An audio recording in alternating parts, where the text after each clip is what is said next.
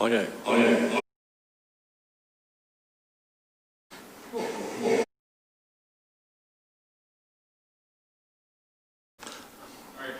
Okay. Well, it's 6 o'clock. We'll call the meeting to order. I want to welcome council and staff and directors. Also want to welcome the general public tonight. There's going to be, we're live streaming on YouTube and Facebook again tonight, so welcome everybody. And I'll ask the clerk for the roll call first of all. Thank you. Good evening, Your Worship. All members are present with the exception of Councillor Hewitt. Thank you very much. Item number 3 is review of revisions or deletions to the agenda. Have we got anything you want to add to the agenda at this point? I have one issue we're going to add on 9B, which is going to be some retirement presentations. So we'll add that as 9B. And I've got a motion be resolved that City Council approves the agenda as amended. Do a mover and seconder, Councillor Foley, second by Councillor Jelly. So all in favor? That is carried. Is there any disclosure of pecuniary interest or general nature? Thank you. Councillor Jesse Foley declared a conflict of pecuniary interest in Section 16, Bylaw number 2020-070, to establish an organizational chart for the City of Temiskaming Shores, as both his sister and father are included on the chart. Thank you very much. Anybody else got any pecuniary interest tonight? Seeing nothing. Move on to item number 6, review and adoption of the council minutes. And I got a motion, be it resolved that City Council approves the following minutes as printed. A, the regular meeting of council that was held on June the 16th, 2020. Moved by Councillor Ferrier, second by Councillor MacArthur. Any questions on the minutes? Comments? All in favor? That is carried. Tonight we have a couple of public meetings pursuant to the Planning Act, Municipal Act, or other statutes. The first one is a potential disposition of land, and the applicant is Peter and Tammy Hurd. The property is on Bond Street, and the purpose, the applicant owns property adjacent to Bond Street and is interested in acquiring the subject property to have contiguous property ownership to construct a residential dwelling.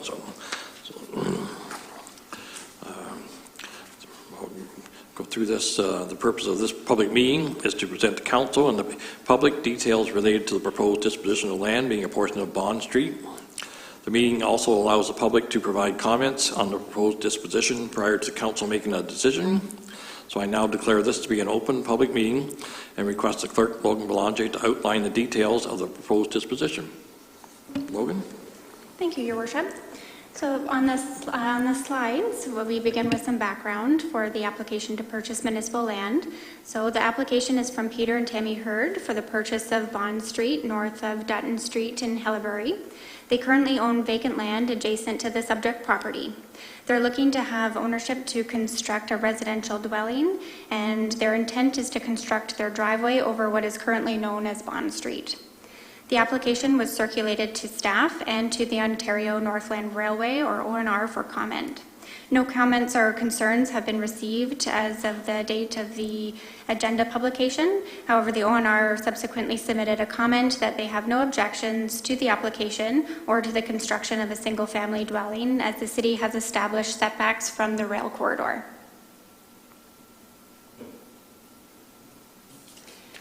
The next slide outlines a diagram of the applicant, the lands that the applicant owns, as well as Bond Street, the land to be acquired in green.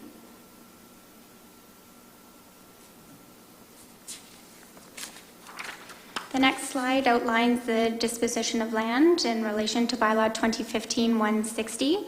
Section 3 outlines the proposed disposal method, which is recommended a direct disposition to the owners. Section 4 is the determination of value. It is recommended that the price is based on recent sales of $500 plus all other associated costs such as survey and legal. Section 6 of the bylaw outlines that a public meeting must be noticed or must be posted, and a notice of this public meeting was posted in the community bulletin as well as on the website.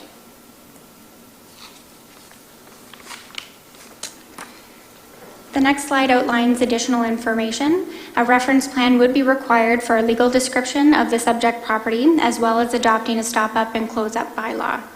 No public comments have been received as of the date of the publication of the agenda on Friday, July the 10th. However, one comment was received following the agenda's publication from Mr. Yves Renson. He had no objections regarding the proposed sale, however, did raise concerns regarding the traveled portion of Edward Street as the parcel fabric appears to cross private property. Prior to the proposed sale, staff does recommend seeking clarification from legal counsel. For the proposed next steps, which would be conditional upon public input, is the adoption of a stop up and close bylaw for that portion of Bond Street, as well as an administrative report recommending a purchase and sale agreement. Thank you. Put the microphone back on. Thank you, Logan. Are there any members of the public wanting to speak? If they want to make a comment, they can put their comments into the chat box. We'll wait a couple minutes for any response on the chat box. Are there any members of council that would like to speak to this issue? Any comments? Anything came through before we started at all? Shelley, no. So we'll wait a minute or so and see if the Director of Corporate Services gets any comments on the chat box.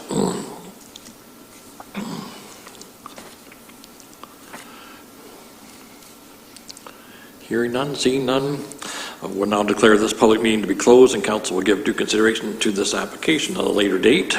We'll move on to 7B, the zoning bylaw amendment, ZBA 2020-01. The applicant is the City of Twisting Shores.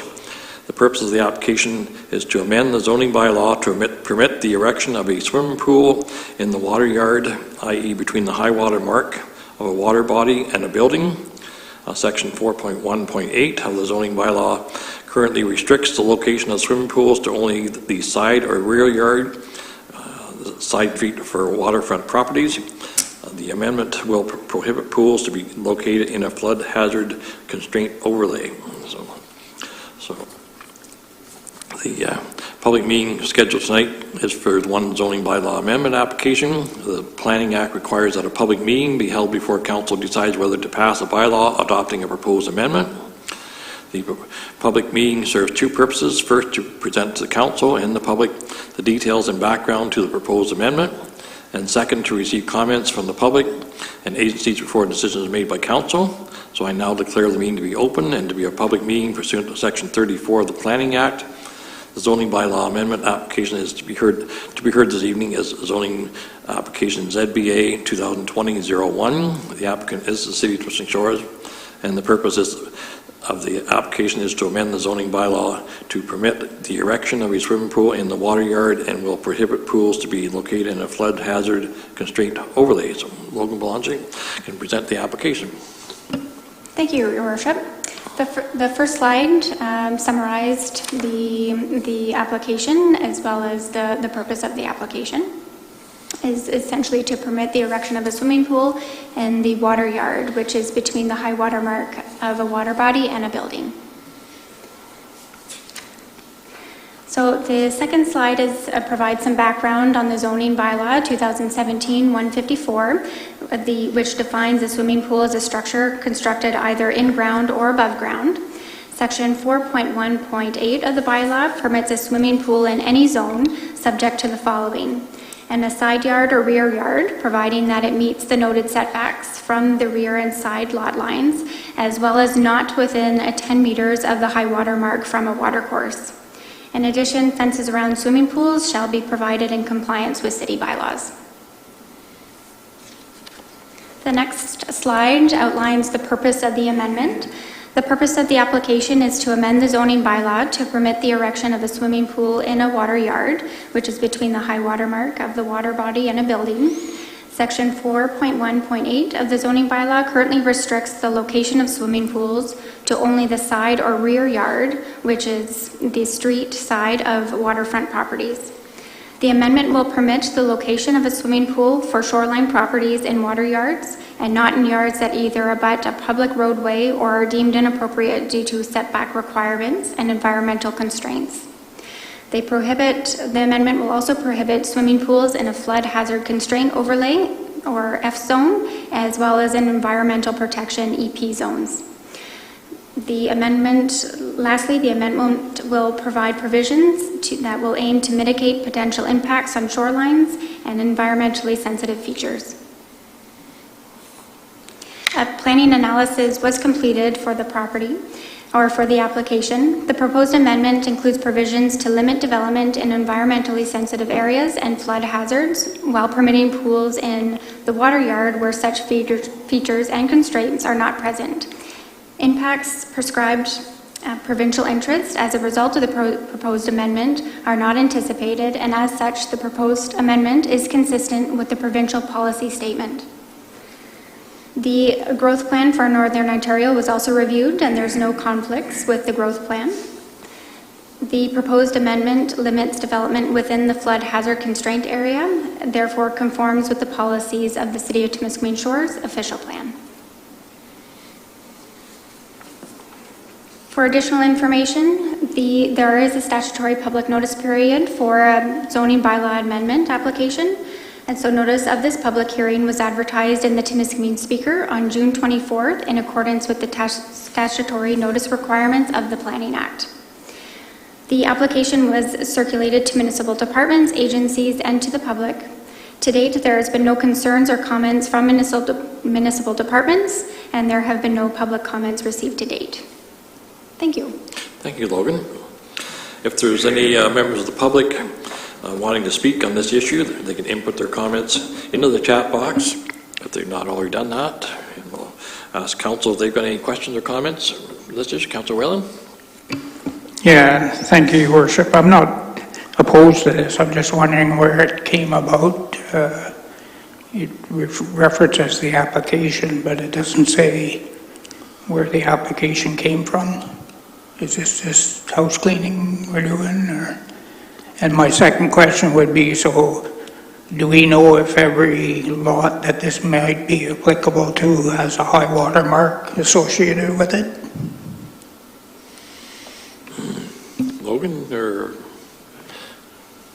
I assume there's probably pertaining to Dawson Point, I would think, and some of the other properties, but. So the application comes from the City of Temiskaming Shores because it'll be a citywide zoning amendment. We did have a property owner who has waterfront property. They would like to put a pool in eventually. And if we did not amend this bylaw, the pool would be on the roadside, which would look very funny. So. Thank you. So it's basically a housekeeping issue. Okay. And my only other question then would be in reference to the high water mark. Do we have that established? So we can reference? It's in accordance with the established high water mark that we have so far. So we do have the overlay mapping, excuse me, that was done by Department of Ocean Fisheries?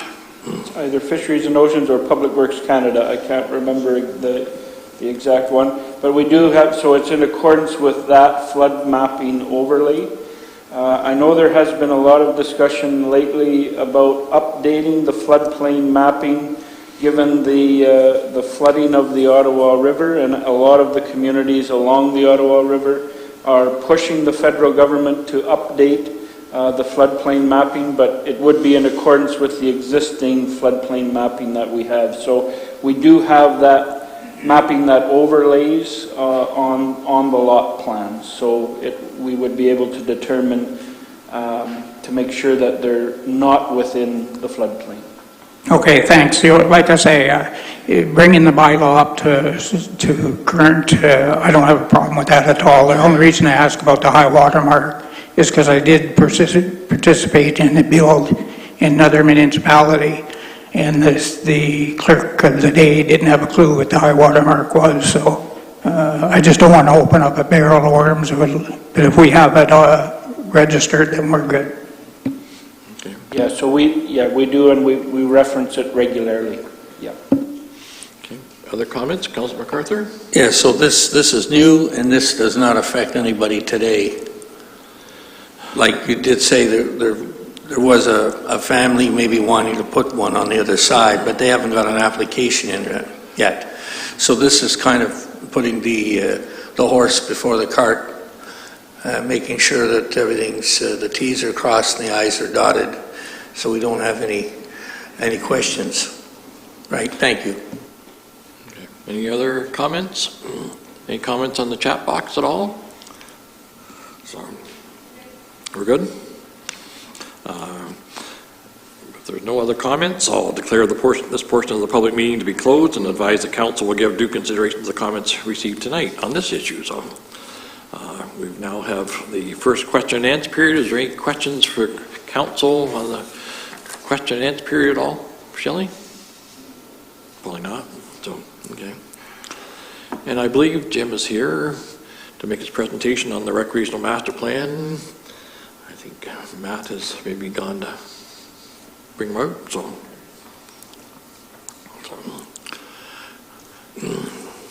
welcome, Jim. You're going to make a big presentation tonight on the recreation master plan that we've been working on now for about a year there, and the podium's all yours, sir. So.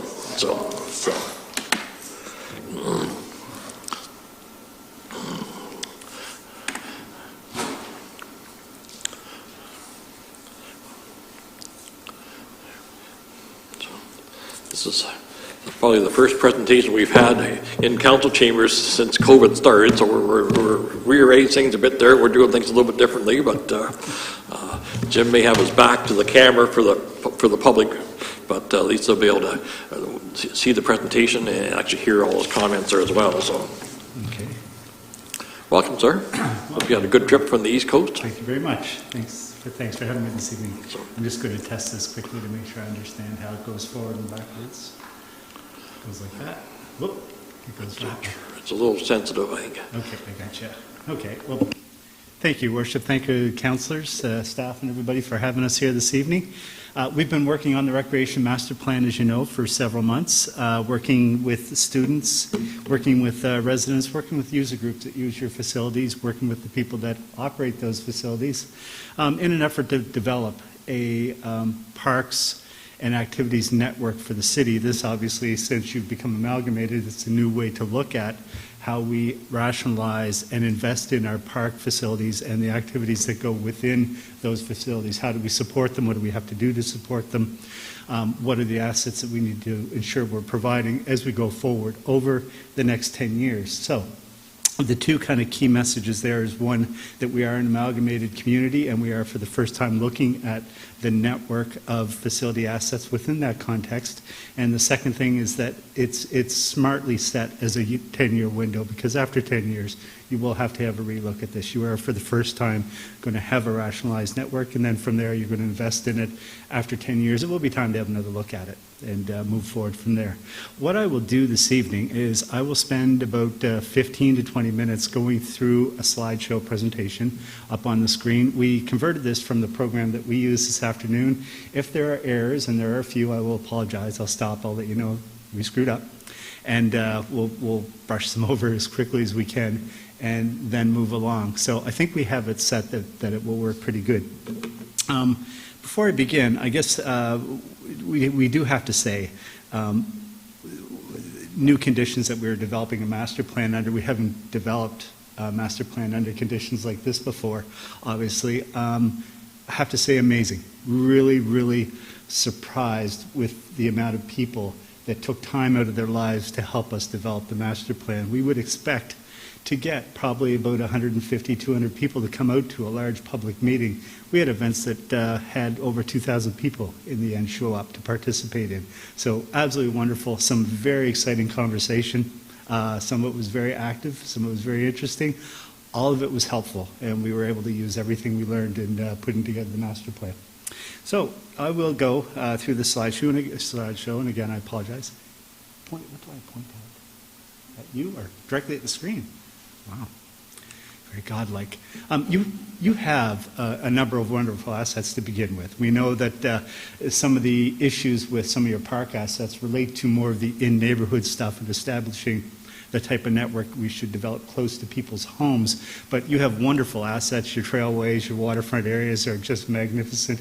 You have a number of water edge assets that are all about lifestyle, all about community living on the waterfront. That was a great place to work with, and establishing a level of quality and expectation that we could move into the neighborhoods and move into our facilities from what is quite wonderful facilities as it is today.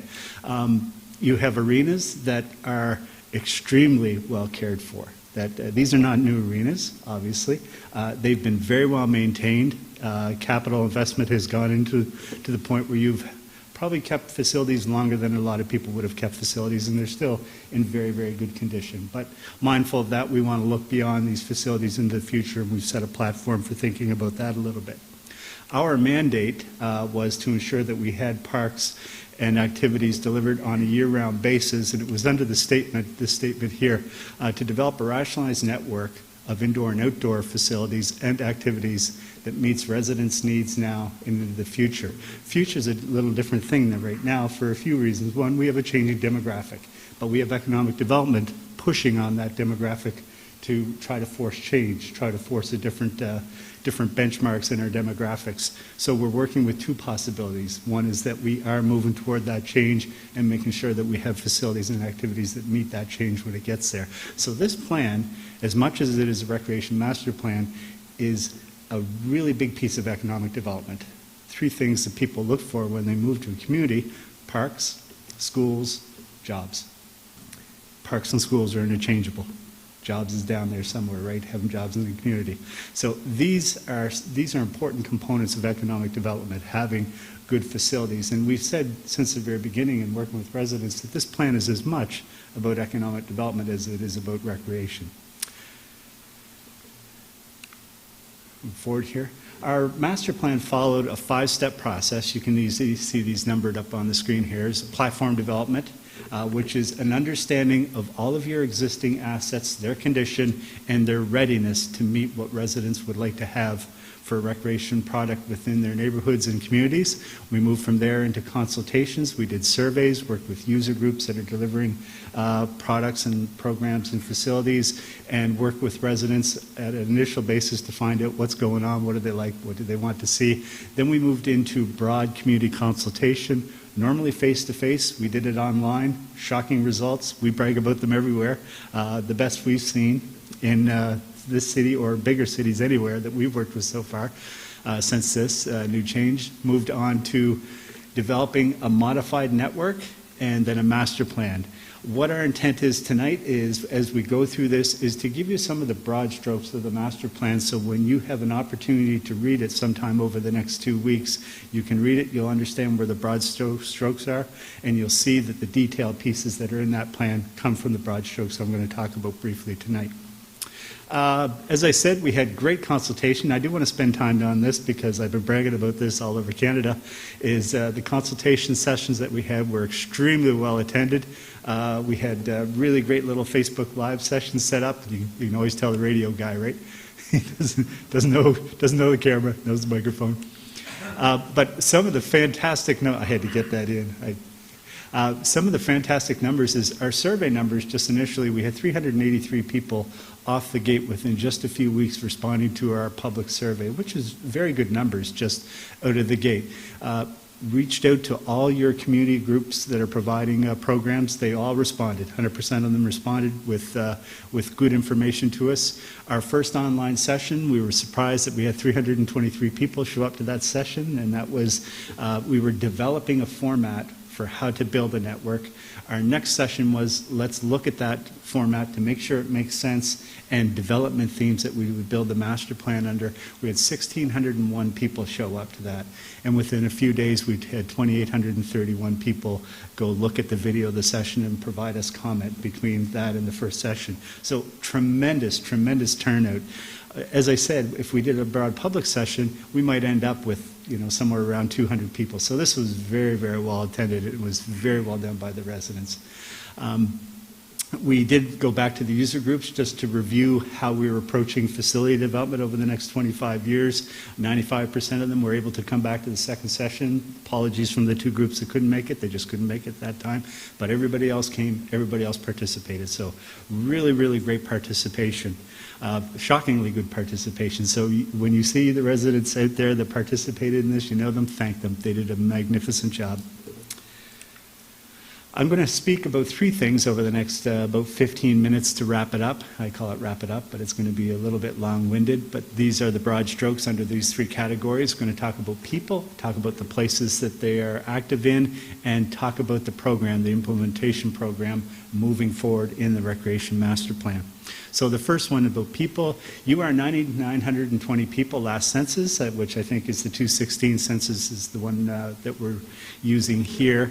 You've gone through a population change between 11 and 16 of 4.6 on the downward slope, which is similar to most communities like my community, your community, other communities that are not national destination centers are all in the same place. And it is a bit of a corrective model where immigration strategies are beginning to bring that, broaden that number out, flatten the curve, so to speak, if not starting to raise it a bit in most communities, and I know you are working at that. Pop that forward. Slide one that doesn't belong here. Ignore that. And back to that. The youth age populations are the ones that one that we really want to see economic development push to start to move the curve back up on. Between 91 and 016 went from 22 to 15%, which is inversely seen in, you didn't see that, is seen in the, wow, that bounces around, sorry.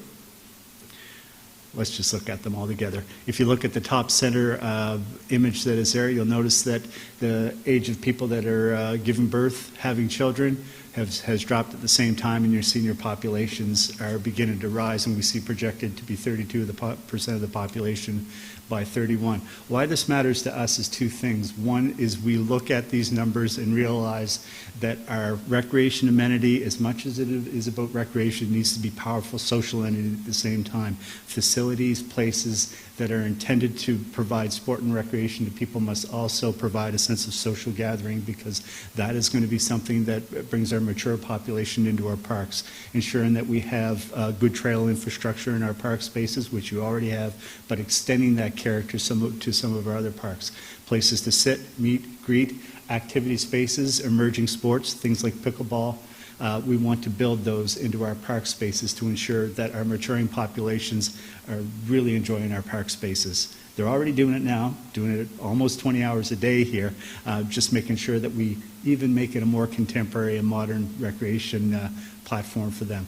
The other thing we look at is, obviously, again, this wants to be that community economic development piece, and there are components of the master plan that we will pull forward that will be community economic components at the same time that they're also recreation components, and I'll talk about those in a few minutes. The region that you're within, as I said, very similar in terms of a broader region, North Bay, Sudbury, up toward Timmins, and then we're just in the heart of that. You can see the more Temiskaming region that you're directly providing services for. These communities have developed pretty good benchmarks for the amount and type of facilities that relate to their population. They've been working at that for a little while. We looked at them. They are comparable at national benchmark, so we know that they provide good benchmarks for us to look at how much are we delivering relative to our population types. So these were really great examples that we were able to look at, and I'll show you a little bit about that in a minute. One thing that is very important in terms of your region, your more immediate region, is the Temiskaming region, is that you are 9,920 people, and this you already know. You are delivering services to 17,500 people. Not a big surprise to anybody in this room, I'm sure, but going forward, we must understand that when we do some of our broader new facilities that are providing services to that broader population, we come out of the gate positioning those facilities to be for that purpose. So you're not the only people with cards on the table when it comes time to play cards, so to speak. Poor analogy, it's the only one I could come up with off the top of my head, and I'm not a poker player. So that gives you a little sense of the people and the folks that are paying into the program that you have today.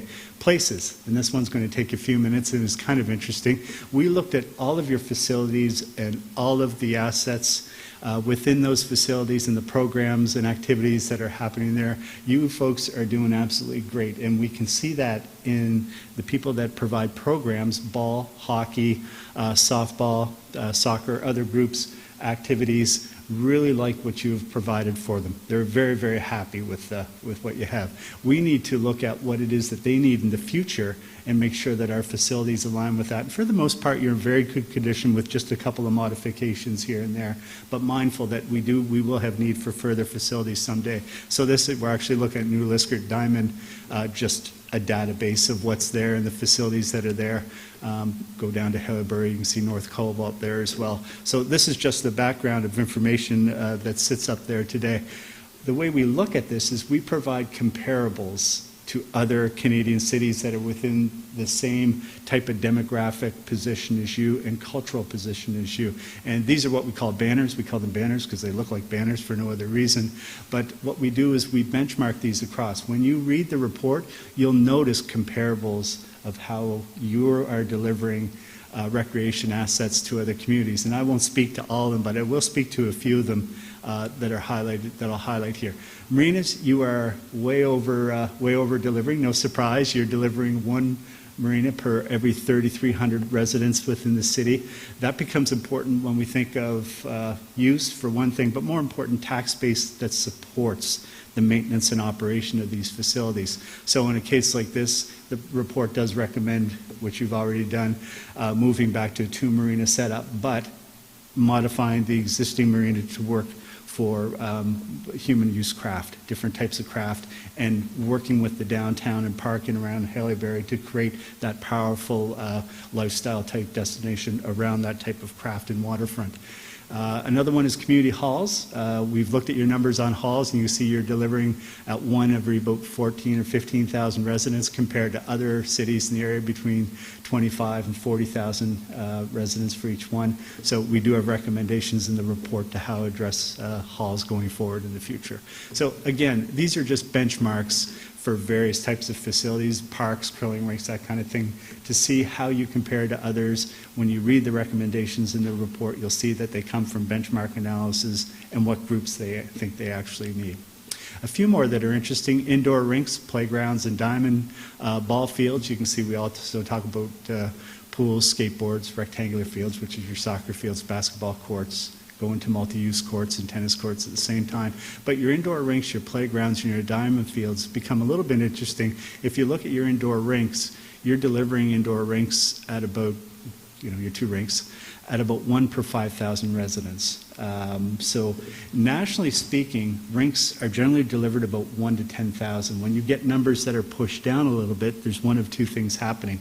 Either you are really strained on your operational and capital upkeep of those facilities, or 2, it's a regional facility, just plain and simple. It's functioning regionally. So 1, you are a little bit strained on those facilities, but your operation folks are outstanding. Like, they are second to none. They've done a super job of keeping those facilities working good. But 2, as important, these are regional facilities. And when you move forward with regional facilities in the future, you will want to look at, very sensitive, when we look at replacing these in the future, we will want to look at a regional model. The reason we talk about this in the report, there is no immediate requirement to replace these facilities today, whether from your point of view or from a user group point of view. But they are starting to mature, and at some point in the future, they will need to be replaced. This plan contemplates that by only preparing you to think about what it is that you would replace them with at that time. That's all it is, because generally speaking, it takes about 10 years to replace a facility. By the time you start thinking about before you actually get into the ground and get on the ice, it's about 10 years. So we've suggested it as something just to begin to think about how that works, what it is, what type of facility it is. Your playgrounds, you're delivering playgrounds at a very good rate, but we have to modify it just a little bit on some of the products that we deliver in those playgrounds, and we know that because kids told us. Pretty simple. We went into the schools, we talked to kids, they told us exactly what a playground was and where it was located, and it works really good with the network that you have out there today. So in their mind, there are three facility types, park facility types. There's a neighborhood park, just a small parkette, shade structure, a small play area, a place for parents to sit and talk while kids play, a small open space, and that's about a 5-minute walk from your front door. You are very well positioned to have that today, and for the most part, you do have that. The next one is a community park, the same type of thing, a little bit larger play structure, more social space so our parents will sit and be on their phones while the kids run around and play, and we add sport amenities, so things like multi-use courts, things like a large open space that people can play, gateway to sport type activities. So now basketball, pickleball, minor hockey with ball hockey, soccer, they now have a place where youth are coming up from within the communities to use their programs at a later date. A lot of these would be associated with schools, so by definition, the notion of a reciprocal agreement to work with the schools in the future will be important to meet the Parks and Recreation Network. The third one is your regional parks, not about distance, distribution, it's all about the special places. Your waterfront areas, Buck Park, Pete's Dam, those are very, very great destinations because of what they are. They're wonderful natural assets that residents want to see further improved and institutionalized as these important cultural and recreation spaces. The master plan contemplates those and gives you a number of projects that you can just pick away at over time that further meets the needs and desires of residents. So those are the three park types, and we've been able to quite easily distribute those across the city. Our neighborhood parks, we've chosen the park facilities that best function as neighborhood parks. They do not meet the entire distribution that I talked about, those 5-minute walks. So in cases like that, our community parks pick up the slack.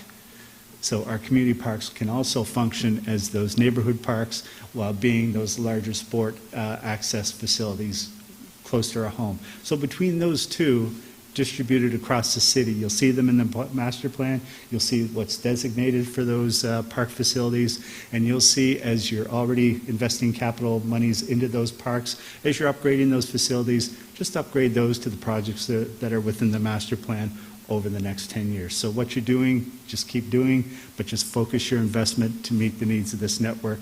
And the kids and parents that worked on this will be ecstatic. They'll be very happy. The third one is the distribution of your regional parks, though that's already set because it is set by, just back that up, it is set by the destination. What was talked about at the public meetings were really push the idea of interpretation, wayfinding, make sure that we have trails and street networks moving into active transportation that forms a network between all of these facilities over time. So much like you're doing now with the Stato, extend the Stato in a few locations to pick up Buck Park, pick up Pete's Dam, and then begin to move up around into Diamond over time. Just projects that you might do over time in association with an active transportation master planning effort. So we have all the facilities that you need to do what you do. We have very few facilities, park facilities, that we can make available for other uses. A few building uses, but very few park uses. So you are very well positioned with a couple of additions over the next 10 years. You'll be set to move on to the next level of master plan when all the people come here because it's such a great place to live. The final piece of parks is the connectivity piece in your Stato Trail, which, as you know, connects the two waterfronts. I'll just see if I can pull that up right there. I spoke a minute ago about extensions to that trail moving off into the other parks. These are intended to be two things. Let me see if I can get those to pop up. Seems to be grumpy. Just right at the screen, huh? Ah, there it is. It's going to bounce beyond probably. So with this, this is intended to be an economic development project at the same time it is a recreation project.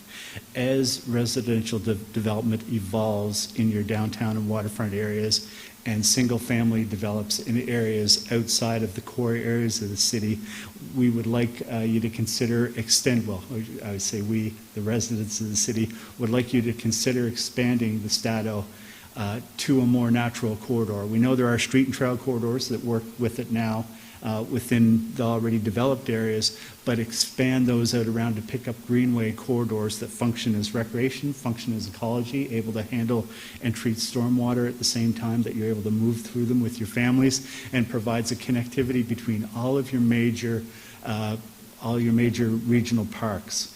This is something that is not solved in this project. It's proposed as a project to go forward and look at through active transportation planning. Broad strokes are placed here to be considered.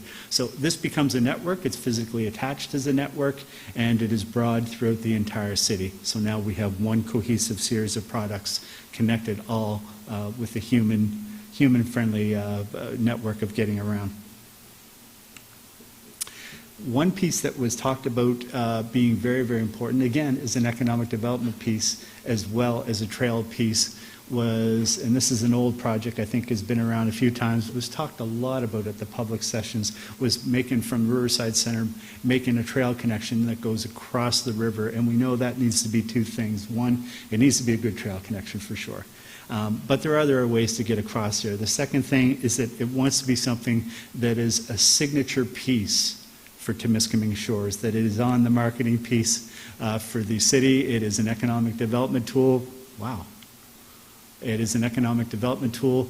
When you go to promote the city, this is the piece that people see and is one of those icons that you know the city by seeing the tool. So it becomes two pieces. It does function very good as a center point for a trail system in that it works with the Riverside Center. It works as a trail piece going across to connect two communities. It also works as a water gateway, working with paddle craft going up the river, motorized craft coming into the river at this position. So it is a center focal point of a whole lot of things. If designed correctly and placed properly, this becomes the center of the city and extends off of this notion of New Liskeard being big on activity center, Haileybury being big on lifestyle center, and Diamond being about that transitional community of growth, power and growth in that area relative to the highway activity.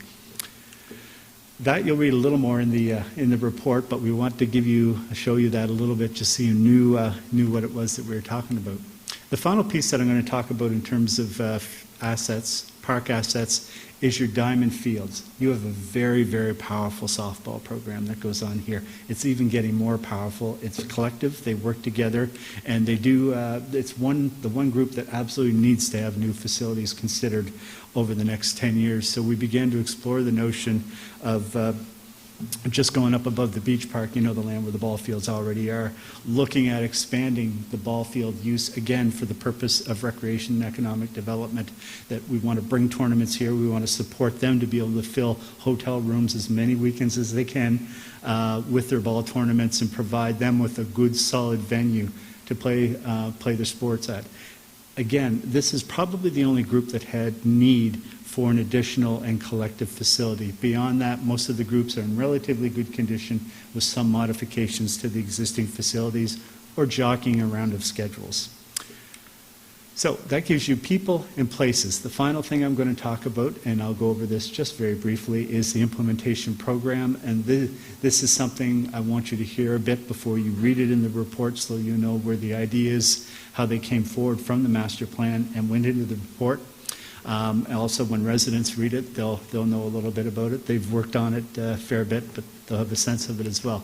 So the implementation plan has 4 components. And again, I want to reinforce the fact that these are recreational projects that are all about lifestyle and activity in the community, and also about economic development, and intended to support economic development and initiatives in the city. So the first one, administrative actions that the city will go through and Matt will lead. First is to update the municipal and economic development plans to include the policies and the components of the master plan that could feed into both of those documents. Easy enough.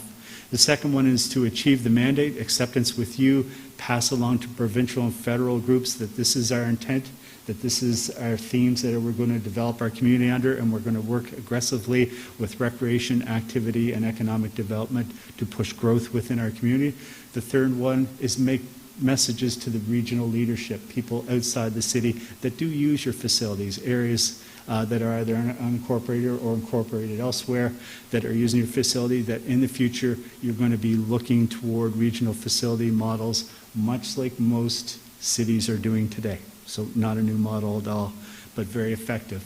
And then fourth one under administrative actions is an active transportation plan. It is a component of this plan, but needs to be looked at unto itself because of the engineering aspects of street corridors, intersections, that kind of stuff.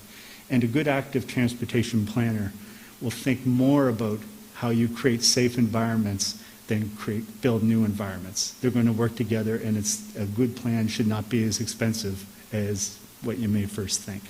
So those are some of the administrative actions that are in the plan. The second one is sustainability programs for your user groups. So the first thing on that list is begin to work with your 3 school districts to explore the reciprocal agreement. Spend a few years to get to the point where you do have a reciprocal agreement that ensures equitable, fair, and accessible school facilities and parks for residents within the city. We know there's going to be requirement around making sure areas are accessed, other areas are not accessed, how gyms are used, maintenance, and sharing back and forth, and what the revenue models are from that. But that discussion should begin almost immediately after accepting and presenting them with the copy of the master plan. Your user groups at present are really, really great at delivering programs. There are times when they stress with having to do some administrative tasks, things like booking facilities, booking registrations for their groups, that kind of thing. So Matt is aware of some of the challenges that they have and can explore the idea of an integrated booking system that expands what you're already doing into the ability to register athletes into programs, into finances, and into operations of the city, how people are distributed to parks based on bookings of sport facilities. Third one is volunteer sustainability, and this is something that groups are just starting to strain under. Ironically, it's something that the high school is really aggressively involved in, is how do we create more volunteers for our groups to ensure that our groups deliver at the level they do now, putting them together as well as developing other programs to bring them into, bring new volunteers into those groups. Again, that's not specifically a city responsibility, but there are things they can do with venues and putting people together to make that happen. One thing that was talked about a lot and desired by the groups that deliver programs here is a biannual sport expo, sport and recreation expo. So this would be a central facility where people could come, they could register for 1, 2, 3, or 4 programs or activities all in one spot. It's a shopping mall of recreation things that are going on in Temiskaming Shores. It's a single-day event where people can come, meet each other, and it becomes probably one of the biggest social events of the year. If you have a beer vendor, it is the biggest social event of the year. But these things are absolutely wonderful and put a lot of people together. The ancillary benefit of that is the user groups begin to talk to each other and things that they can do to help each other. So it creates a very powerful gathering spot for those groups. The third one is special master planning projects that you can begin, and now we're down the road a little bit. Over the 10-year period is begin to look at the idea of a regional multi-use facility. What is the best economic and recreation combination that is going to serve the regional residents for the next 50 years? What are the social pieces, the cultural pieces, the sport and recreation pieces? What gets us 20 hours a day of use for almost everybody? And where is it positioned so it has the maximum benefit for our downtowns? So that is exploration that at some point you will go under, and you would want to go under it soon, just for the sake of beginning to create the buzz, begin to create the excitement. The good thing is when corporations hear that you're moving ahead, they're interested in finding out what you're doing and how can they be a part of that. The next one is looking at your waterfront areas, so both waterfronts and downtowns. We talked a bit about the Riverside place. There's significant downtown lands and waterfront lands in that area that we know that if the arena at some point does move along, it creates new opportunity in that area. Hailberry, the same thing. It's a wonderful waterfront area, making sure that we have good connectivity between our downtowns and our waterfronts, and it's functioning economically as well as recreationally. And then the final piece is getting into our network components, investing in our neighborhood parks at the same rate that you're doing capital and operational investments today, just slightly revectorized and making sure that we're invested exactly as what it talks about in the master plan. Moving our community parks forward with some investment, but mostly in reciprocal agreements, and then beginning to enhance our regional parks. We have these as linear components. They are not. They're going to be highly iterative. They're going to be based on funding. There's going to be groups that are going to want to do things that are going to create a shuffle of the deck. And in fact, implementation plans all do get shuffled, and it's never a failure to see it get shuffled. But it is exciting to see going through the components and the excitement as you go through the various components. Again, with the intent that we want to get through to that 10-year period and then have another refreshed look at that.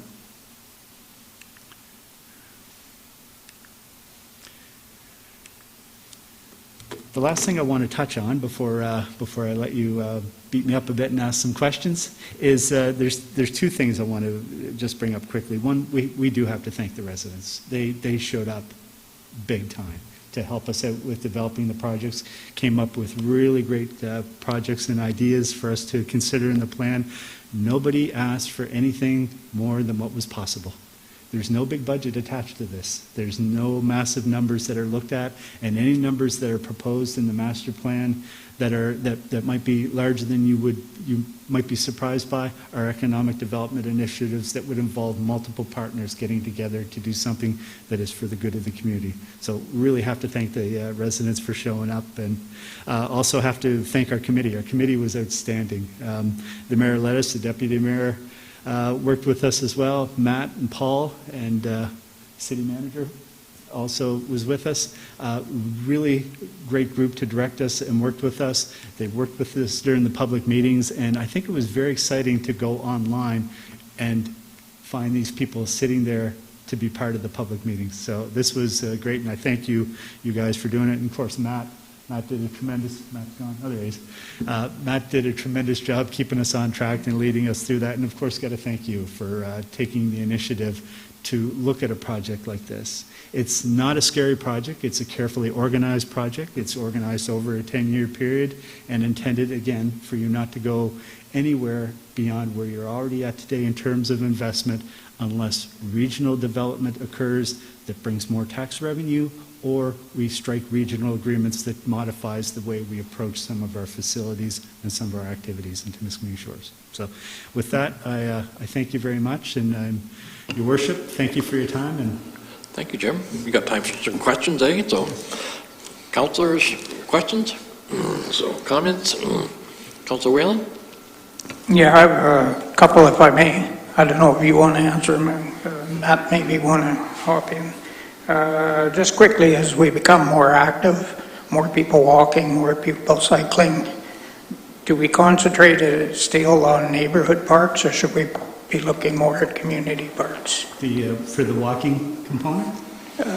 Either one, like a neighborhood park is only a 5-minute walk. Yes. People are becoming more active that, I walk that further and that cut my lawn. Yeah, if you're into a more active environment, then you're likely moving, if you are going to a park, it would be to the community or neighborhood or regional parks for that. The neighborhood park is meant to be an asset that's very close to people's front doors, provides a place for a get together to talk, for youth to play around a little bit. So it's as much about social as it is about activity. It's when you get into more active type neighborhood use, you would go to the community park, you would take that 20-minute walk. So they both retain their importance then? Yes. Okay. Yeah. I like the bridge idea.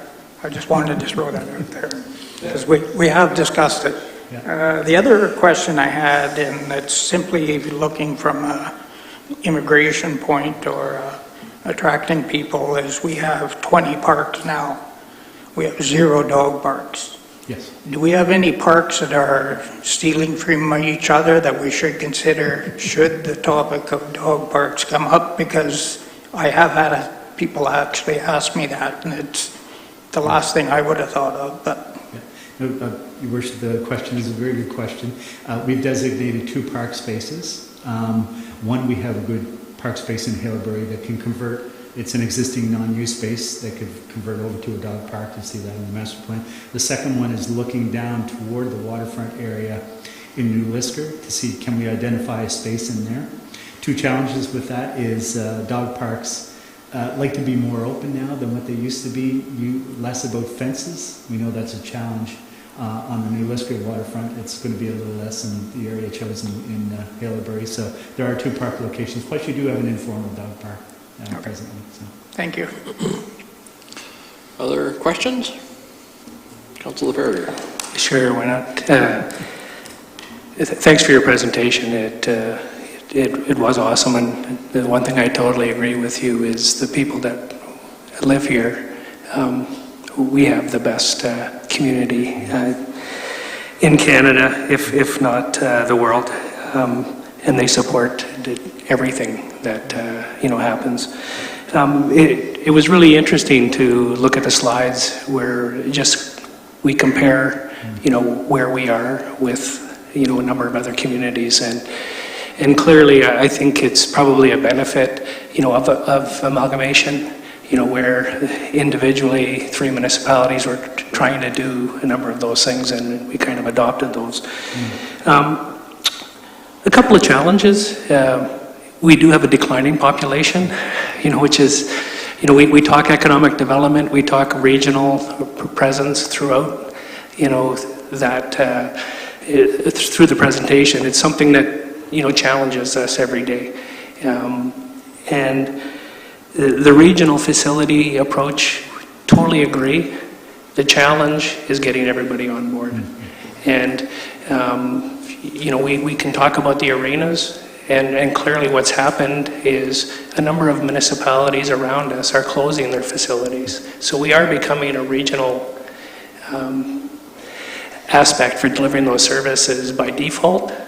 The challenge is how do we continue to pay with a declining population, and a lot of those municipalities are struggling to be able to support that. So totally agree, economic development is a big piece of it, but with the declining population, it's it is a challenge.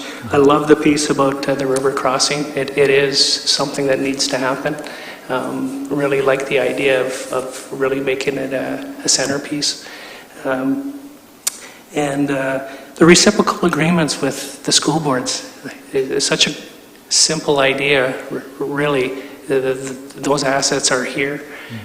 We talk about the library where we can have reciprocal agreements with the school boards as well, where they've really walked away from some of those things. So thank you for your presentation. I think it really gives us a lot of thought, but also a roadmap on where we can go. So thank you.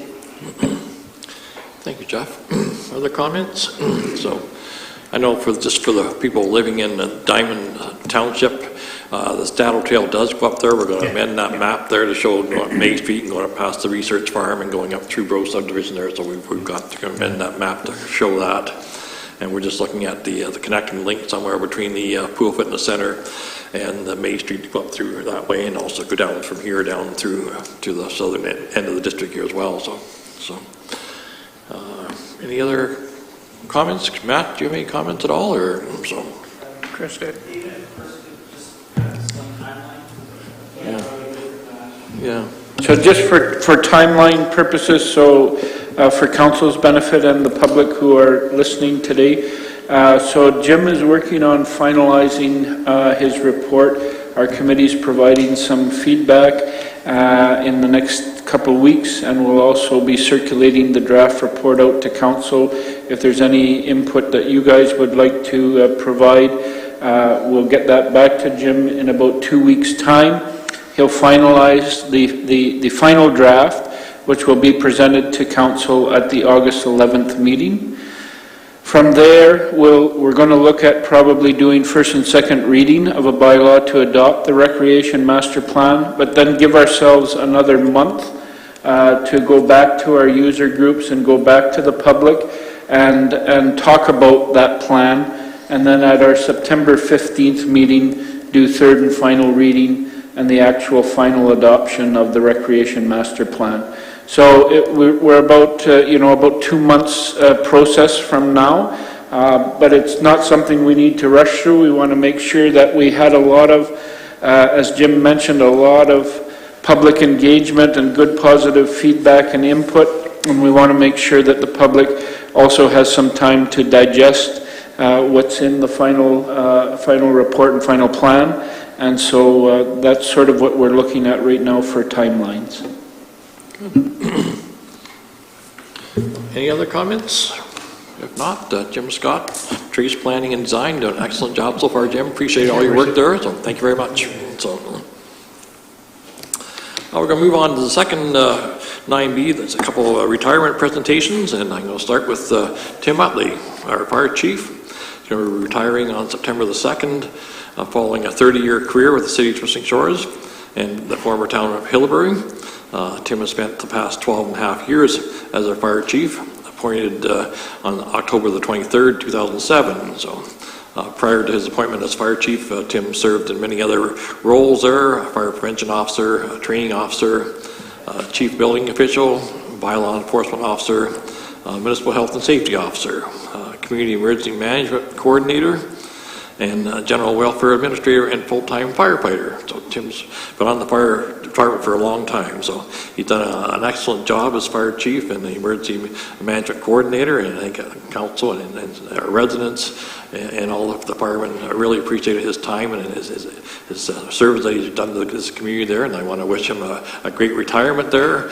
He's already retired because he's parking in the visitors parking lot already out here tonight there. So, but I think a great round of applause for Tim, and then I'll ask him to come up and accept a presentation there as well. So thank you very much, Tim.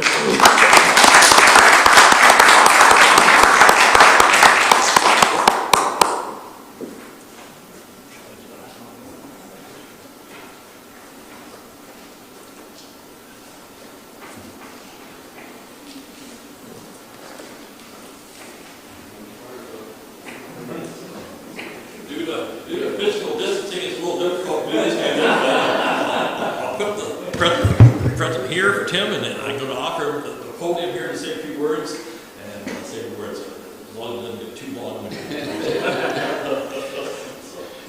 You've been cautioning me that for a number of years, Mayor. I'll try to keep it short. I didn't prepare anything, but I do have a few things I'd like to say. I've been honored to serve my community for 31 years. I love putting on my uniform. I've loved it every day.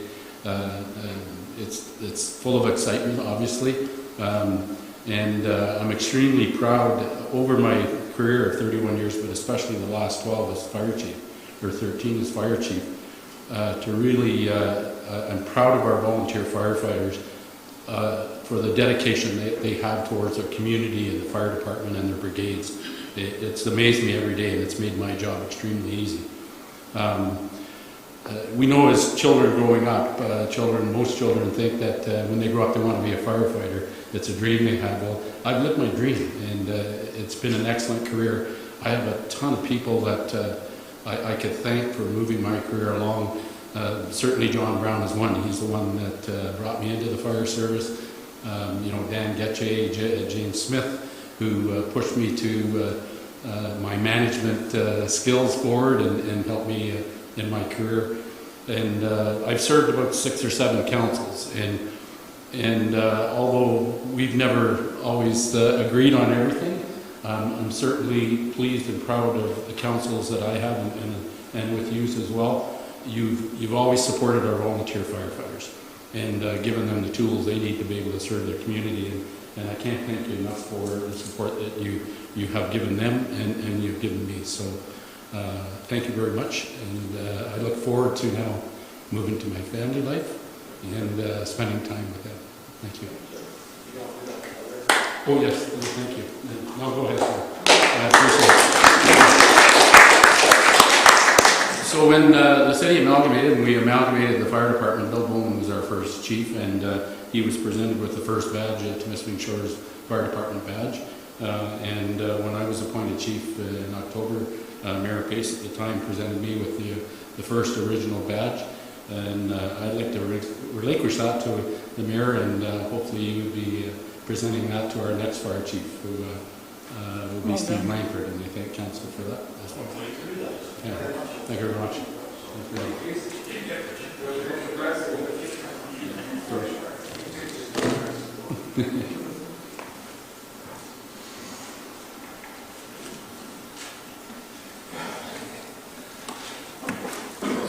Thank you, Tim. The second retirement we have tonight is our Director of Public Works. Doug Walsh is here. He'll be retiring on August 31st, 2020, following a 17-year career with the City of Twisting Shores. Doug has spent the last 9 years as Director of Public Works and Director of Public Works Department.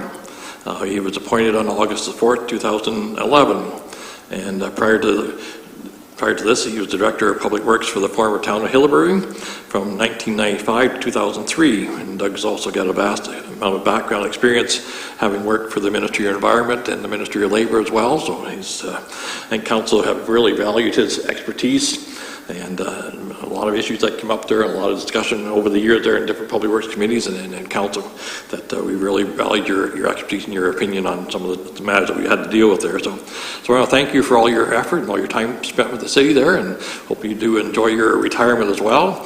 And we've got a gift for you as well, and I want a round of applause for Doug there as well. So.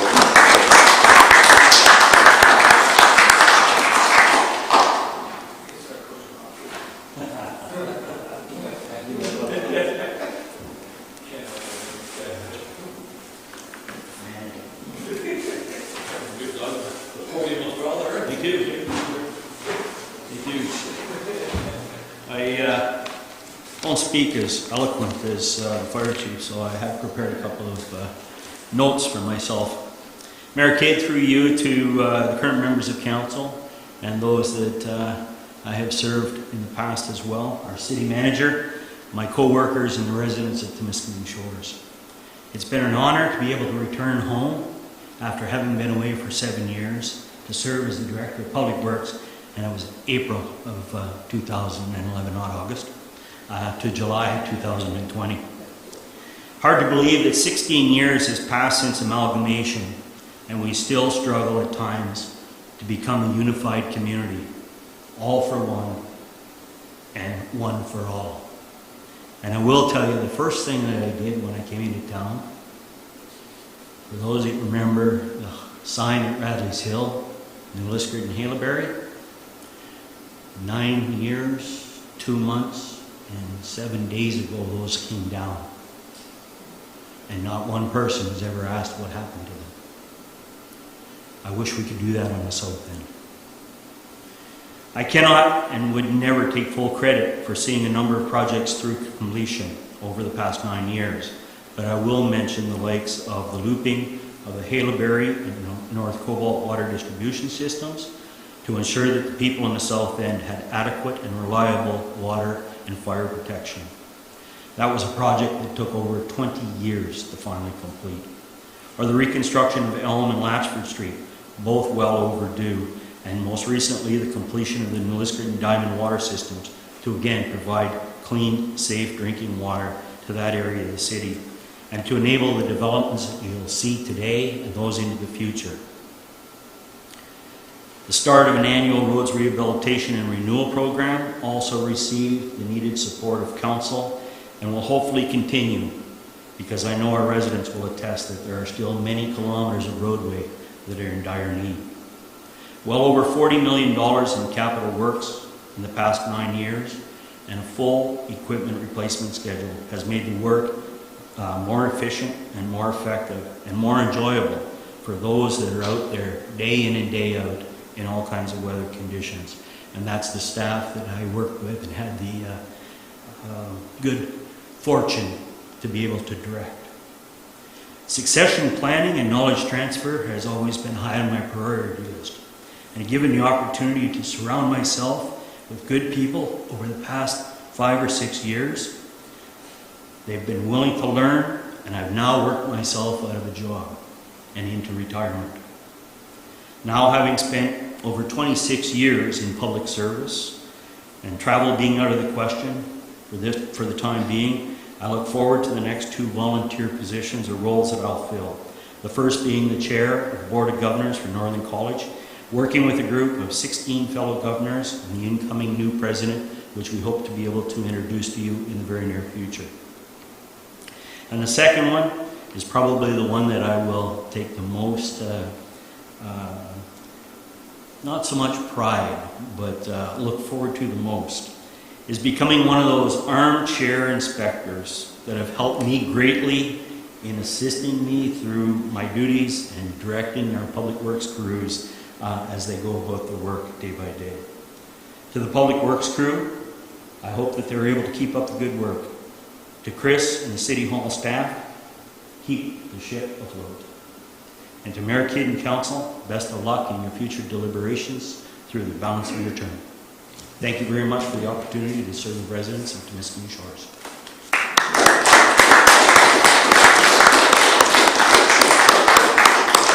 A lot of great comments I've had in the last month. On the road reconstruction down there, and a lot of great comments from the public there. They really appreciate all the work. Thank you, sir.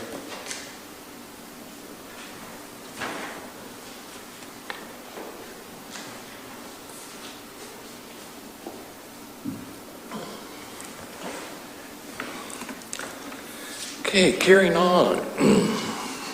Item number 10, communications. 10A is a letter from the Temiskaming Health Unit media release. The Temiskaming part of Stage 2 reopening for 2020 coming in on June the 12th. That's received for our information, and looking at Stage 3 coming in on Friday, so we're welcome that as well. 10B is a letter from AMO policy update regarding readiness toolkit. Resumption of planning timelines in Mass 2020 received June 16th. That's received for our information. 10C is a letter from Tara Warder, the Deputy Clerk for Grey County. And it's a letter of support for the broadband infrastructure improvement and access received on June the 16th for our information. 10D is a letter from AMO policy update regarding Stage 2, the emergency declaration extension, the water bottling consultation, and that was received on June 22nd for information. 10E is a letter from Kelly Conlon, the Board Secretary for the Temiskaming Shores Police Service Board. Review of bylaw 2009-023, the ATV bylaw, and that's received on June the 23rd, and received for information and directed to the Protection of Person and Property Committee and the Public Works Committees. 10F is a letter from Jennifer Sharkova, the Deputy Clerk for the town of Renfrew, looking for support for the economic development and the Investing in Canada Infrastructure Program grant applications. That was received on 6/24 for our information. 10G is a letter from AMO policy update regarding the provincial emergency extended and tribunals in Ontario, received on June 24th for information. 10H is a letter from Diane Gould-Brown, the City Clerk for the City of Sarnia, looking for support for the long-term care home improvements. And that was received on June 24th for our information. 10I is a letter from AMO policy update, report of the Secretary Treasurer on nominations to the 2020 to 2022 AMO Board of Directors. So that's coming up in August, the AMO conference. Received on June 26th for our information. 10J is a letter from AMO policy update as well regarding the emergency orders extension and the towing industry oversight. And that was received on June 29th for our information.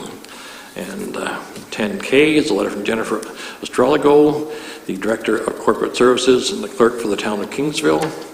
And it's looking for support for the Rent Assistance Program. And that was received on June 29th for our information as well. 10L is the AMO policy update as well for the appeal of the immediate financial assistance social services relief funding, a standing committee to consider municipal COVID-19 impacts and the connecting links. So that was received on July the 2nd for information. 10M is a letter from Courtney Hoytfax, the Deputy Clerk for the town of Puslink. Support for the assessment system for all aggregate resources properties. That was received on July the 3rd. 10N is a letter from the Government of Ontario, Office of the Premier, for the Ontario supporting the restaurants as province safety reopens on June the 3rd. So we'll receive more information about that this week, I'm sure. 10O is another AMO update regarding the United Call for Emergency Municipal Financial Relief and new Provincial Growth, Renewal, and Economic Recovery Plan that we received on July the 6th. 10Q is another AMO policy update regarding the provincial legislation regarding emergency orders received on July the 7th.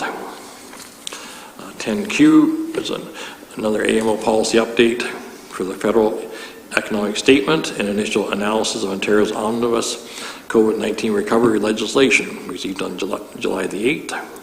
And lastly, the letter from the Honourable Steve Clark, Minister of Municipal Affairs and Housing, regarding the COVID-19 Economic Recovery Act that was brought up on July the 8th and announced. So that's all the correspondence. Got a motion to be resolved the City Council agrees to deal with communication items 10A through 10R according to the agenda references, unless we want to make some amendments. Moved by Councillor Ferrier, second by Councillor MacArthur. Any comments, redirection, Councillor Whalen? Yeah, just a off-the-cuff comment. I'll just use the first one here as an example from the county, Grey County. If you read through that and then read the bottom, they don't even notify their own association of this. There's a lot of groups right now currently, including AMO, Phenom. There's a ton of associations working on broadband, so it's not falling on deaf ears. But, you know, lots of times if you don't even include your own association, you're not going to be aware of what's going on. So we have to be careful what we support and when we support some things. Other comments? I know we were discussing this morning about the broadband infrastructure upgrades that we need to get done in this area. We're looking for economic development. We basically need the broadband in this area. That's probably the most important thing right now. But Councillor Jelly. Yeah, just a quick comment on item E, the motion from the Police Services Board.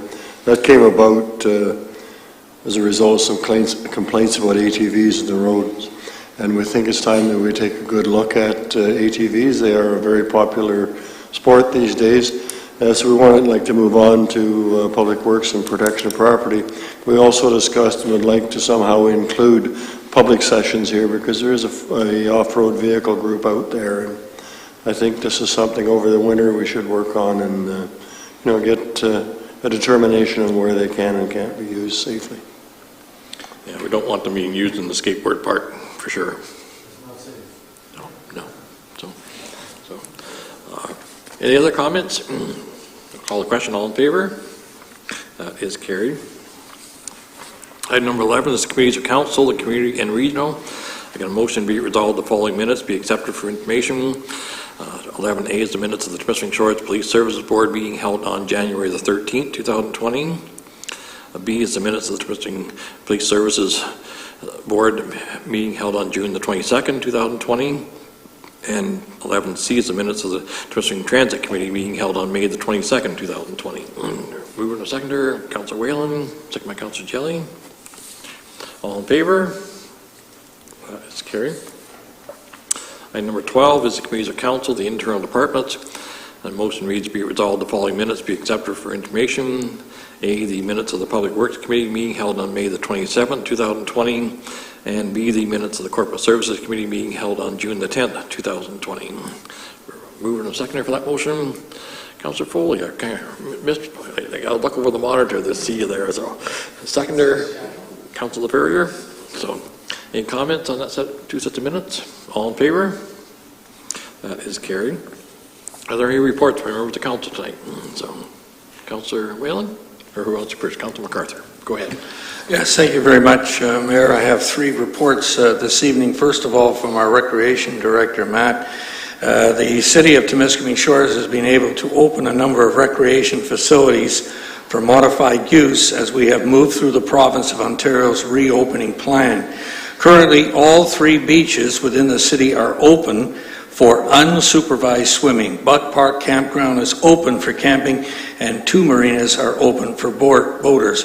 Now, upcoming on Friday, we move into stage 3 of the reopening plan. All city playgrounds will be open and ready to use. Staff are also working hard to finalize reopening dates for the waterfront pool and fitness center. Municipal arenas and municipal halls, and further information will be shared next week. So that's great news. It's been a long 3 or 4 months.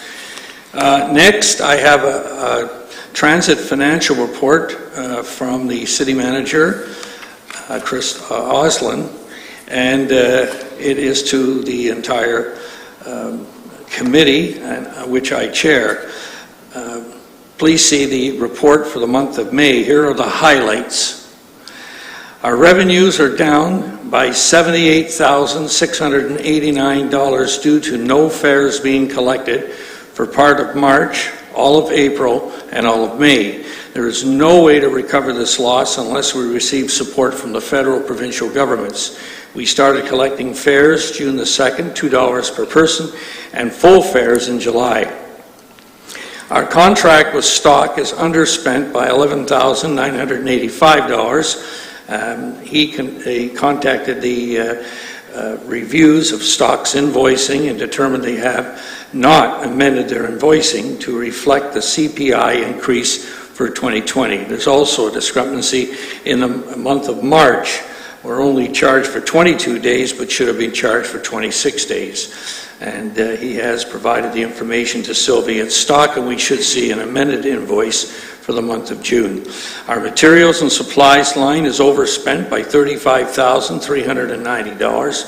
This is directly related to breakdowns and mechanical issues. Overall, we are currently in a deficit position of $102,093, and he's anticipating the deficit will increase even more in June and July. He'll keep us posted.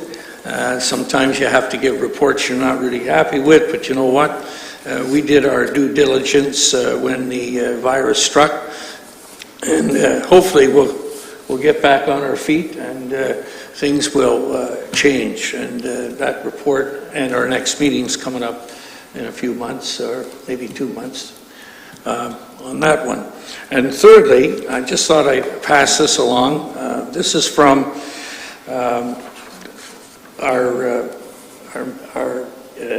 just a minute here, I'm losing my mind.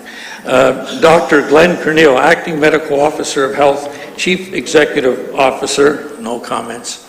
And I thought this was of newsworthy to council, but it's a letter out to the chamber. And it says that we're looking for your help in getting important communications out to the district's businesses and operators. It is our expectation that any business that provides services to the public in an enclosed space will soon be asked to have a policy in place for mandatory masking or face covering. This policy will apply to members of the public who enter their businesses. More communication on this topic will likely be coming out next week in order to provide direction, guidelines, and support to our local businesses. If you could please forward this email to your businesses and operators, we're asking that all businesses and operators provide their email contacts. So this is something that the doc has put together with the health unit, and there's 3 of us that sit on the board, and we'll see what happens with that. I don't think we've been asked to support it, or I'm just relaying the message. Yeah, to my understanding, I know the 5 medical officers of health from all the 5 Northern Ontario health units, Northeast Ontario health units are working together, and they're going to issue a joint statement here in the next week, I would think, in giving us direction on who should be wearing face masks, whether businesses need to wear them and everything. We'll get some direction from those medical officers of health, and then we'll maybe add some support from the municipality here as well, and council to support that initiative there as well. So we'll stay tuned. We'll probably know something in the next week on that. So, Councillor Whelan. Thank you. Yeah, I did a couple of things I wanted to report on. One is the library renovations. If anybody's up driving past the library, the new location, slow down, take a good look. The outside's been done, and you'll notice it's been done in hardscape, not landscape, which should significantly help with our maintenance costs. So it actually looks very good. So hats off to staff and everybody involved in that one. But I encourage you to get up there and take a look, and it does look good. The other thing I wanted to comment on was, and both Councillor Jelly and I spoke to this at the Police Service Board, but also as a member of Corporate Services, I want to speak to it here. We brought up the issue of traffic within the city, more specifically the New Liskeard portion, ATVs speeding through the towns. We have elderly people that have the right of way and have to stop halfway across the street because nobody stops for a red light anymore. People don't stop for stop signs. I brought up the issue that, and thanks to Public Works, there's been a great job just recently done on Nipissing, but we have two individuals who most of the residents have filed complaints about, but they've made it their lifetime goal to destroy that street, and yet we never see a cruiser up there. This council spends approximately $170,000 per month on policing, which includes the Highway Traffic Act. And unless we get some action, we're going to have to start to write some letters, because there's a couple other issues, I don't recall them right now, that Councillor Jelly brought up. I think one was trucks with no flares. There's 8 or 9 of them regularly running up and down the streets all hours of the night, and you know, it's easy to do if you know nobody is enforcing this, so hopefully we can get the message out to them. Thank you, sir. Other reports, members of council? Just one thing I want to bring up, we're in the retirement mode here. Harold Cameron has put in 12 years at the airport, done an excellent job there, keeping the airport running there. He will be retiring the end of this month. We're doing a little presentation to him on Thursday night there, so he's been an excellent advocate for the airport there, and just push all the time, and a great guy as well. So we'll thank him for all the years of service there. So it's been a pleasure working with him. Jamie Smith took over the 1st of June there, so we expect to get a great service from him for the next 10 or 12 years as well. So, any notice of motions tonight? Seeing none, we'll jump into new business. 15A is the support for the City of Brantford, the Essential Workers Day. And I got a motion, whereas Council for the City of Brantford discussed in the declaration of an Essential Workers Day at their May 26, 2020 regular council meeting, and whereas the province of Ontario enacted a declaration of emergency on March 17, 2020 in response to the COVID-19 worldwide pandemic, and whereas during the state of emergency certain services have been deemed essential services by the Government of Ontario, and whereas citizens are asked to isolate at home to reduce the spread of COVID-19 as essential workers continue to work and provide an essential service to their community, and whereas essential workers across the country are risking their lives, and whereas some essential workers have been stricken with illness, suffered trauma or injury, or lost their lives as a result of providing an essential service, and whereas without this dedicated workforce, essential services, including but not limited to healthcare, police, fire, paramedics, military, social services, community services, food distribution,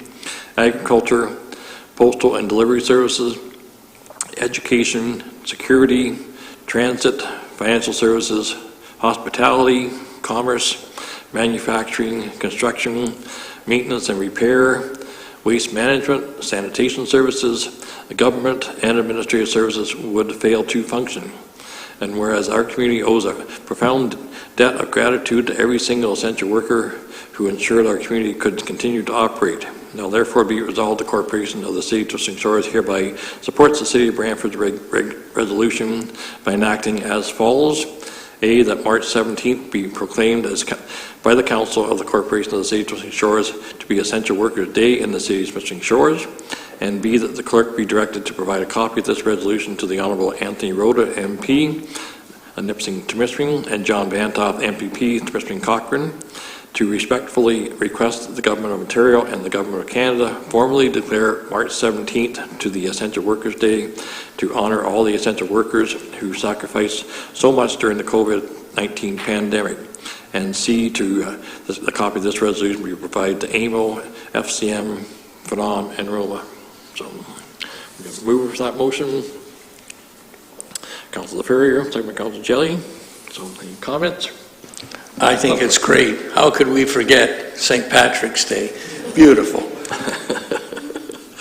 All in favor of that motion? That is carried. 15B, Administrative Report 011 CS 2020, Municipal Insurance Renewal.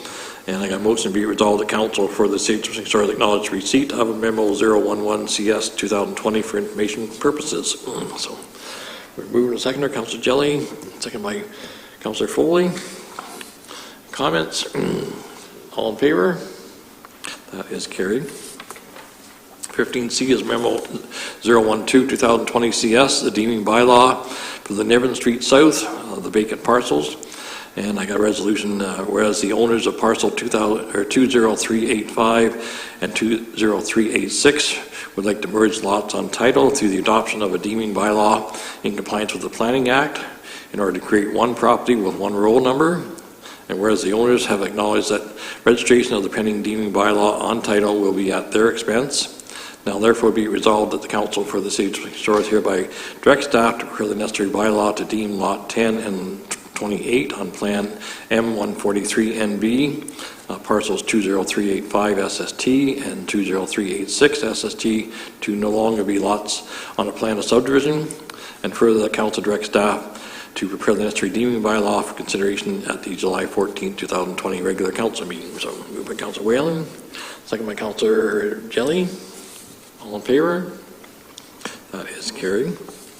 15D is memo 013 2020 CS, the second quarter economic development strategic plan key activities report from James Franks. Got a motion be resolved that the council for the City of St. Stars acknowledge receipt of the first and second quarter economic development strategic plan key activities report for information purposes. So moved by Councilor Ferrier, second by Councilor MacArthur. So any comments on that report? All in favor? That is carried. 15E, Administrative Report CS 028 2020, the Hillbury Family Health Team lease at the Hillbury Medical Center. I got a motion be it resolved that council of the City of St. Stars hereby acknowledge the receipt of Administrative Report CS 028 2020. That council directs staff to increase the rental rates for the use of the office space by the Hillbury Family Health Team by 2% for 2020. And the council directs staff to prepare the necessary bylaw to enter into a 9-month lease agreement with the Hillbury Family Health Team for its use of the office space at the Hillbury Medical Center for consideration at the July 14, 2020 regular council meeting. So, moving to seconder, Councilor Jelly, second by Councilor Foley. All in favor? That is carried. 15F, Administrative Report CS 030 2020, the land disposition for part of Pageant Street to S. Hetu and R. The Farrier. Motion reads, be it resolved the council for the City of St. Stars acknowledge receipt of Administrative Report CS 030 2020. The council directs staff to continue with the disposition of a portion of Pageant Street, Diamond Street to the Lottery River, in accordance with the bylaw 2016-160 by preparing the necessary bylaws to stop up and close a portion of the highway, portion of Pageant Street, and to enter into an agreement of purchase and sale with Sharon Hertu and Roger the Farrier for municipal real property for consideration at the July 14, 2020 regular council meeting. So moving to seconder, Councilor Whalen, second by Councilor Jelly. So any comments? All in favor? That is carried. 15G is appointment of the volunteer captain. And I got a motion be resolved the council for the City of St. Stars acknowledge receipt of Administrative Report PPP 007 2020. And the council hereby appoints Garrett Hunting as a volunteer captain to the Temiskaming Shores Fire Department in accordance with the Hillbury of the volunteer firefighter hiring and promotional policy. Moving to seconder, Councilor Ferrier, second by Councilor Foley. All in favor?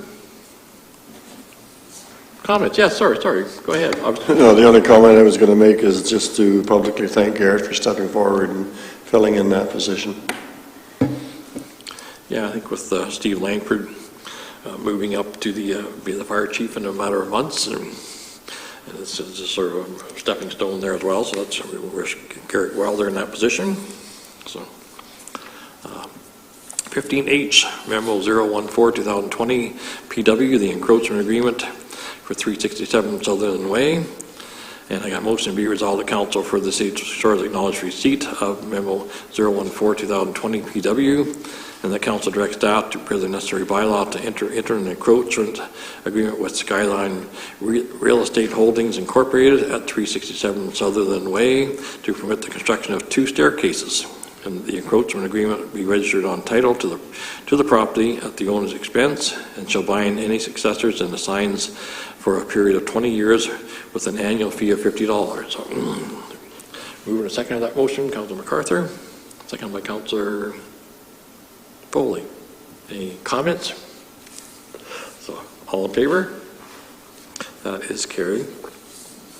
15I, Memo 015-2020 PW, the consultant services for Bradley Hill Road, the ONR crossing upgrades. And I got a motion to be resolved, the council for the City of Shores acknowledged receipt of Memo 015-2020 PW for information purposes. So, moving a second of that motion, Councilor Ferrier, second by Councilor Jelly. All in favor? That is carried. 15J is Administrative Report PW 021-2020, the contract award, supply, and delivery for the HDPE culvert liner.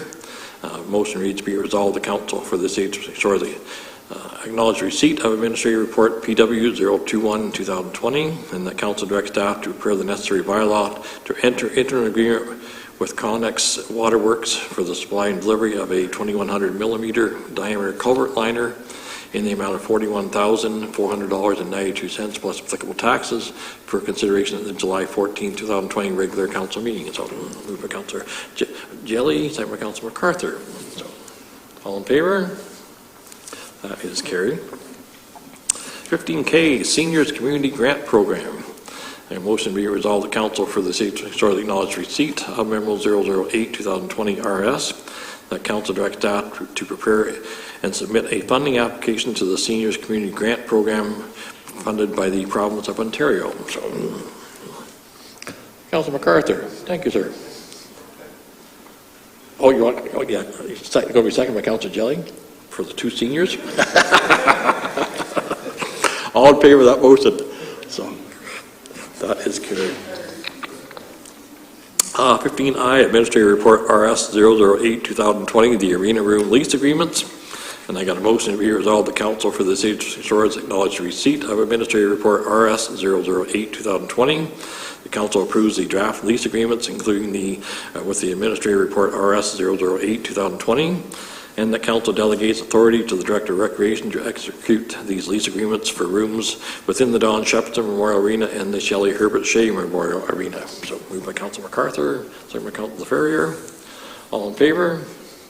That is carried. Moving on to 16, the bylaws. I got a motion to be resolved, the bylaw 2020-070 being a bylaw to establish an organizational chart for the City of Temiskaming Shores. Bylaw 2020-071 being a bylaw to adopt or appoint Kelly Conlon as the Deputy Clerk for the City of Temiskaming Shores. Bylaw 2020-072 being a bylaw to appoint Julie Gregoire as the Deputy Treasurer for the City of Temiskaming Shores. Excuse me, Mayor Kidd, could you just deal with the first 2 bylaws that you just read separate? As Councillor Foley has declared a conflict? You're right. Okay.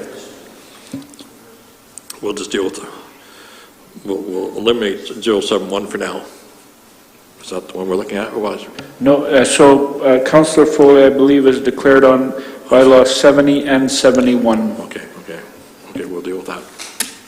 So Jesse has declared a conflict with those 2 items, so we'll deal with this bylaw 2020-070 and 071. So, mover, Councillor Jelly, second by Councillor MacArthur. So, all in favor? That is carried. And we should probably go through and pass them the 3rd reading as well. So we'll say that be resolved that bylaw 2020-070 and 071 be given 3rd and final reading, be signed by the mayor and clerk and the corporal seal affixed thereto. So Moved by Councilor Ferrier, second by Councilor Whalen. So, all in favor? That is carried. And going back to the regular bylaws, bylaw 2020-072, being a bylaw to appoint Julie Gregoire as Deputy Treasurer for the City of Twisting Shores. Bylaw 2020-073, being a bylaw to appoint Clayton Seymour as the Weed Inspector for the City of Twisting Shores.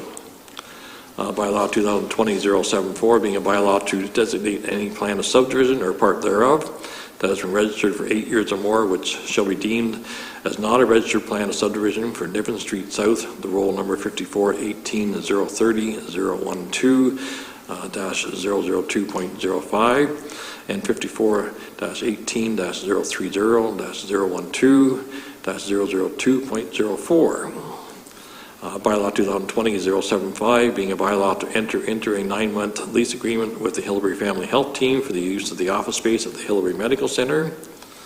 Bylaw 2020-076, being a bylaw to stop up and close a highway, a portion of Paget Street, being Part 1 and Part 2 on Plan 54R61-53.